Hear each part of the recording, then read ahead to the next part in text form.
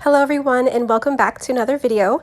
Maggie here, and today I am doing a junk journal with me, just a different way. I reached out to Heather from RoseHill Paper Cottage and I asked her if she wanted to do the 5-item journal challenge. So I had saw this in another YouTuber's video, and I believe it was 49 dragonflies. But what you do is you find a junk journaling buddy and you send them 5 just random items, and they have to create a journal spread with those 5 items. Now you can use any extra things that you want, but the task is to use those 5 items that they sent you. So here I'm just going through, I had just gone through the 5 items she'd sent me, and she was so super sweet, and she also sent some extra little pieces that I could work with, and that was so very kind of her. These are some fun little bits in here. But I really had so much fun with this challenge because I tend to work with the same color palette just because I like certain colors, and this kind of like made me go out of the box a little bit of what I would normally do. So I had a lot of fun with this challenge, and yeah, I'm just gonna kind of let you watch as I go along, and I might pop back on to talk about a few things, but yeah, so here we go.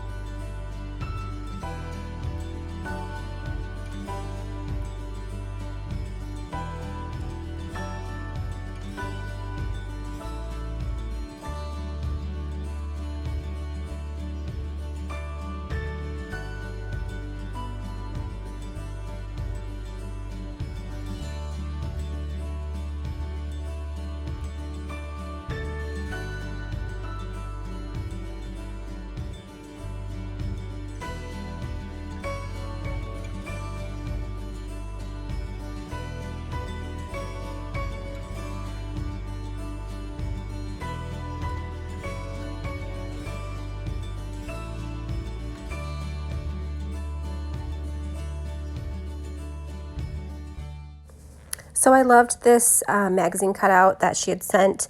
I think it's from a magazine anyways, but I wanted to use the text part just to have more of a blank canvas rather than the pink paper.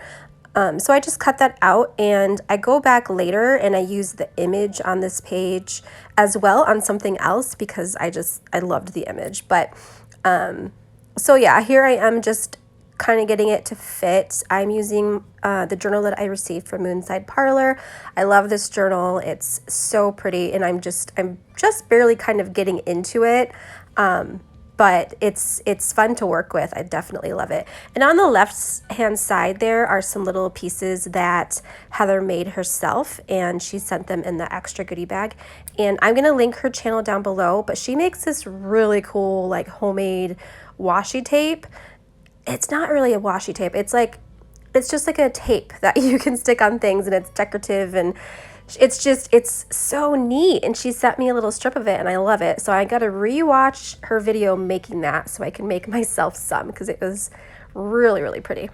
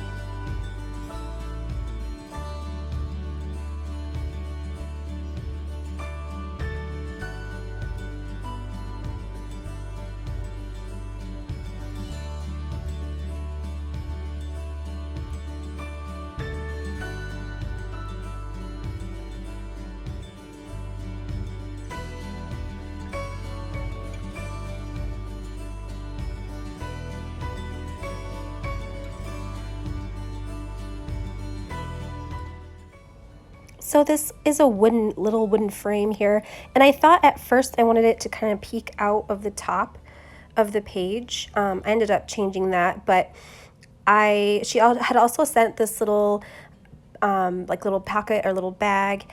So I decided I wanted to stick that behind the wooden frame and then put a picture on top of it so I can utilize the pocket, and it's just going to be behind the frame. But I do have these digitals that I printed. I believe this is the Vintage Ladies digital from Ruby and Pearl XO, and I printed them on photo paper so they look like real photos. So I'm just trimming this up enough to fit in the frame, but then I wanted to leave some space so you can see that little pocket behind it as well, because I liked the music paper pattern that was on there. So yeah, I wanted that to peek out just a little bit, and then I wanted to be able to stick that photo in there. It turned out super cute in the end, and I have this handmade tag that I had gotten in the mail with another journal that fit perfectly in that little pocket. So I love how it turned out.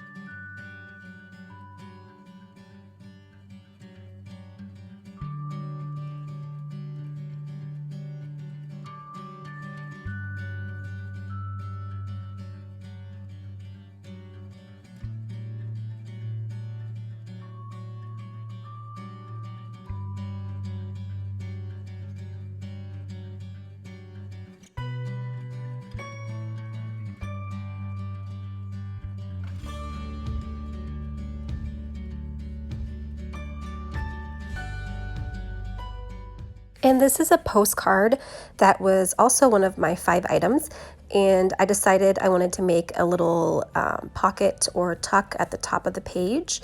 So I end up just trimming it up to fit, and I wanted to add some fabric. She had sent that beautiful floral ruffle.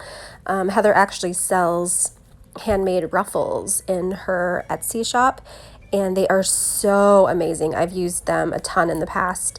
But yeah, she sent me this really cute one, and the colors matched really pretty with these like flowering trees on the postcard. So I wanted to add a little bit more fabric just to add some more texture and layers. So I ended up sewing that on there with the ruffle, and I think it's so cute.